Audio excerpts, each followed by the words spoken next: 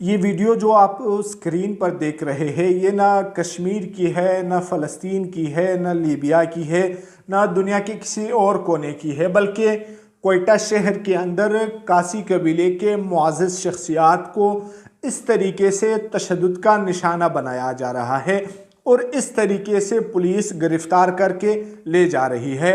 मामला क्या है, बैकग्राउंड में या स्टोरी में मैं आपको सब बता देता हूँ, लेकिन ये कोई पहला वाकया नहीं है। इससे पहले बाज़ई कबीले के साथ हुआ है या इससे पहले किला सैफला में जो कुछ हो रहा है वो भी बता देता हूँ। लेकिन सबसे पहले जो कासी कबीले के साथ हो रहा है ये बता देता हूँ।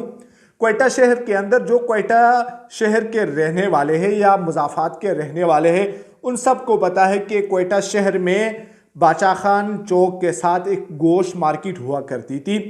ये ज़मीन कासी कबीले की है। किस तरीके से कासी कबीले की है, कोई डॉक्यूमेंट्स वगैरह है? हाँ बिल्कुल है।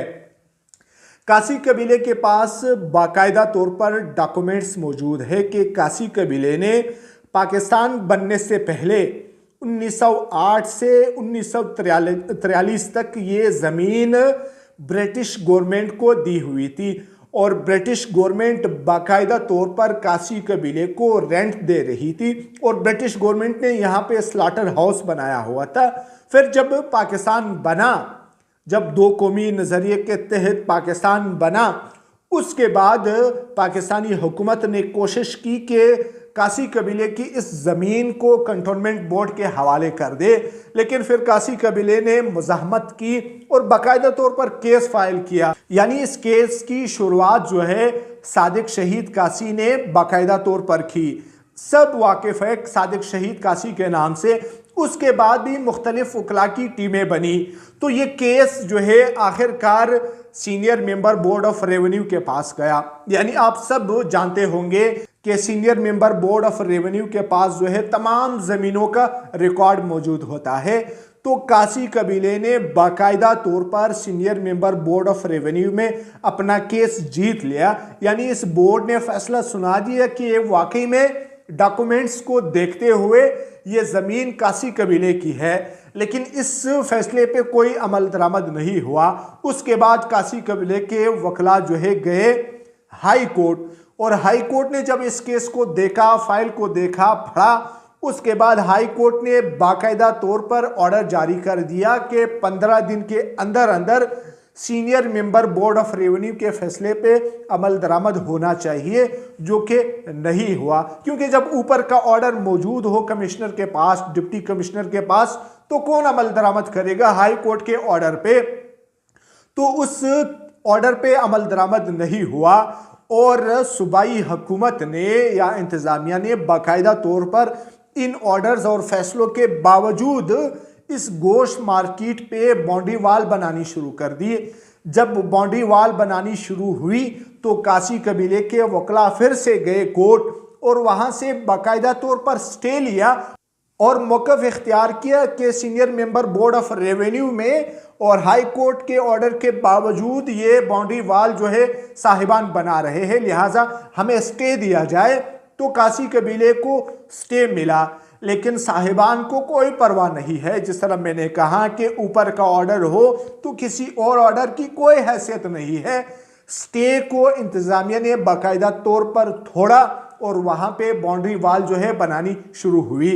उसके बाद कासी कबीले के पास क्या रह गया था? यानी हाई कोर्ट गए और बोर्ड ऑफ रेवेन्यू में गए, वहाँ से फैसले जो है जीत के आए, लेकिन इसके बावजूद जब किसी ऑर्डर पे, किसी फैसले पे अमल नहीं हुआ तो कासी कबीले ने पुरअमन धरना दिया कोयटा बाचा खान चौक पे। आज जो ये वीडियो मैं रिकॉर्ड कर रहा हूँ, कोई 37-38 दिन हो गए हैं कासी कबीले को कि वहाँ पे एक पुरअमन धरना दिए बैठे हैं। लेकिन कल हुआ यूँ है कि डीसी साहब को या कमिश्नर साहब को ये धरना रास नहीं आया। इनको यानी ये सोच रहे हैं कि जिस तरह हमें ऊपर से ऑर्डर मिला है इसी तरह सबको इस ऑर्डर को फॉलो करना चाहिए। ये ज़मीन अगरचे कासी कबीले की है, अगरचे इनके पास डॉक्यूमेंट्स मौजूद है पाकिस्तान बनने से पहले भी और पाकिस्तान बनने के बाद भी, लेकिन इसके बावजूद ये ज़मीन जो है हमें देनी चाहिए क्योंकि हमने अंदर अंदर से ये ज़मीन किसी को देनी है और जो हमने करोड़ों बनाने हैं, जो हमने करोड़ों कमाने हैं, वो मौका जो है हमारे हाथ से जाने ना दिया जाए।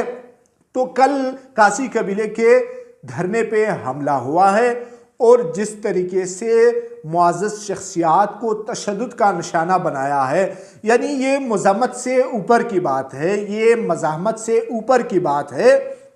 इनके खिलाफ FIR भी हुई है, 50 नामालूम अफराद के नाम डाले गए हैं कि जिस तरह मतलब कासी कबीले ने किसी के ऊपर हमला किया है या कोई गैर कानूनी काम किया है।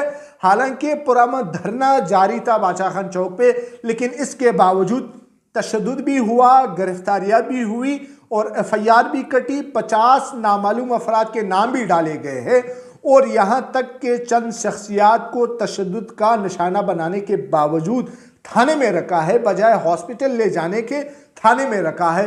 लेकिन कोई बोलने वाला नहीं है क्योंकि ये साहिबान अब आदी हो चुके हैं। इससे पहले भी क्वेटा शहर के अंदर या क्वेटा के जो मुज़ाफ़ात के इलाके हैं वहाँ पे बाज़ई के कबीले के ख़िलाफ़ ये कोशिश की गई थी, यानी उन्हें बताया गया था कि हम यहाँ पे यूनिवर्सिटी बना रहे हैं, हम यहाँ पे फला कैंप बना रहे हैं, ये कबीले के लिए, इलाके के लिए बेहतर रहेगा।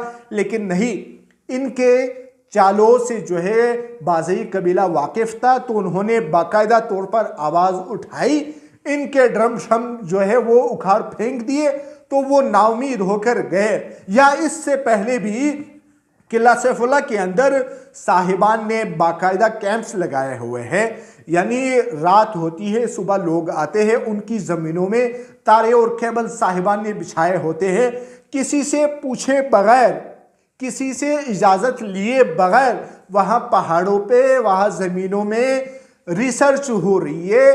पता नहीं रिसर्च हो रही है या कोई और काम जारी है, लेकिन किसी से कोई इजाज़त नहीं ली गई है। लेकिन सियासी जमातों के साथ साथ वहाँ के कबाइल भी खामोश है। पता नहीं सियासी जमातें इस हवाले से क्यों खामोश है कि आज अगर आपकी ज़मीन पे कोई कैंप लग रहा है, आज अगर आपकी ज़मीनों में, अगर आपके बागात में तारे और केबल्स बिछाए जा रहे हैं, आपसे इजाज़त वो नहीं ले रहे, तो कल को अगर इन पहाड़ों से, इन ज़मीनों से कोई गैस निकलती है या कोई और मिनरल निकलता है, तो क्या वो आपको देंगे? तो आप अभी से सोचिए। और इस वजह से भी लोग खामोश है कि ये तो बाज़ई कबीले के साथ हो रहा है, ये तो कासी कबीले के साथ हो रहा है, या ये तो किला सैफुल्लाह के जो काकड़ है उनके साथ हो रहा है। सब जो है एक दूसरे की आवाज़ नहीं बन रहे। और किला सैफुल्लाह में तो यहाँ तक है कि लोकल जो लोग हैं उनको इन्वॉल्व कर रखा है कि हम इनको रोज़गार के मौके भी फराहम कर रहे हैं। 1000-1200 की दिहाड़ी पे इलाके के नौजवानों को बाकायदा तौर पर उस कैंप में मजदूरी के लिए रखा गया है, लेकिन कोई पूछने वाला नहीं है। मैं इस दफ़ा भी जब गया था तो मैंने वहाँ पे पूछा, थोड़ी बहुत जो तहकीक मैं कर सकता था वो मैंने की। तो मैंने पूछा कि भाई यहाँ पे सियासी जमातों से इजाज़त ली गई है? तो जवाब मुझे नफ़ी में मिला। तो जब मैंने पूछा कि सियासी जमातों ने इसके ख़िलाफ़ आवाज़ उठाई, कोई प्रोटेस्ट किया, कोई मुजाहिरा किया, तो जवाब जो है वो नफ़ी में मिला।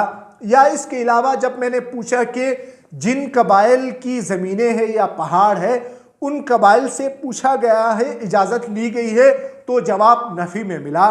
ये जो सो कॉल्ड कैंप्स लग रहे हैं, ये जो सो कॉल्ड यूनिवर्सिटीज़ बन रही है, ज़मीनों के ऊपर कब्ज़ा करने के लिए इनके ख़िलाफ़ आवाज़ उठाए। वरना अगर बाज़ई कबीले की बारी आ सकती है, अगर कासी कबीले की बारी आ सकती है, अगर किला सैफुल्लाह वालों की बारी आ सकती है, तो बाकी जो अक़वाम है, बाकी जो कबाइल है, उन सब को अभी से आवाज़ उठानी चाहिए। वरना जो आज कासी कबीले के साथ हो रहा है, यानी डॉक्यूमेंट्स उनके पास मौजूद है, पाकिस्तान बनने से पहले के भी और पाकिस्तान बनने के बाद भी केस बाकायदा तौर पर जीते हैं, हाई कोर्ट का ऑर्डर है, लेकिन इसके बावजूद इनको न सिर्फ गिरफ्तार किया जा रहा है बल्कि बुरी तरह तशद्दुद का निशाना बना के FIR कटवा के इनको सबक दिया जा रहा है कि कोई और कौम या कोई और रहनुमा जो है कल को आवाज़ ना उठाए। और ये जो आपकी खामोशी है, वो चाहे सियासी कारकुन है या कोई और कबाइली है,